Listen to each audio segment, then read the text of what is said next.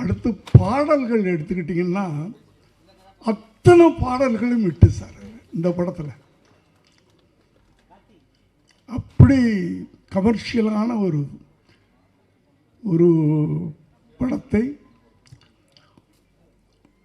அதான் இயக்குனர்கள் ஒரு நடிகரை தூக்கிட்டே போவாங்க நல்ல இயக்குனர்கள் கிடைக்கும்போது. அப்படி விஜயகாந்த் கிடைத்த ஒரு நல்ல பெரிய ஒரு மறக்க முடியாத இயக்குனர்கள் ஒருத்தர் செல்வமணி சார். அந்த 87 அந்த 90 இந்த ஒரு 3-4 வருஷங்கள் ஒரு தமிழ் சினிமாவில் ஒரு ட்ரெண்டு.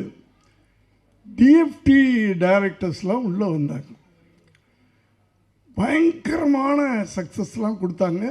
ஆனால் என்னென்னா தயாரிப்பாளர்கள்லாம் பயந்துட்டாங்க அவங்க வைக்கிற செலவுகளை எல்லாம் பார்த்துட்டு. ஆனால் டிஎஃப்டி படிச்சுட்டு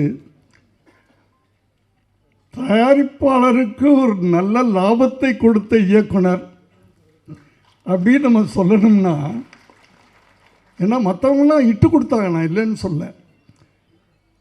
ஆனால் ப்ரொடியூசருங்கெல்லாம் எப்படி அப்படின்றது ஒரு கேள்விக்குறியாக இருந்துச்சு.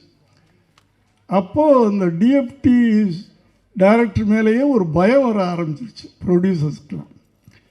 அந்த காலகட்டத்தில் 2 இயக்குநர்களும் எனக்கு தெரிஞ்சு, உதயகுமார் சார் அவரும் டிஎஃப்டி ஸ்டூடெண்ட். ஆனால் ஒரு நாளில் இத்தனை நாளில் நான் படம் எடுத்துருவேன், என்னுடைய ப்ரொடியூசர் லாபம் சம்பாதிக்கணும் அப்படின்னு. அதே நேரத்தில் பிரம்மாண்டம், அந்த பிரம்மாண்டத்தை விட மாட்டாங்க டிஎஃப்டி ஸ்டூடெண்ட்ஸ். அடுத்தது செல்வமணி சார்.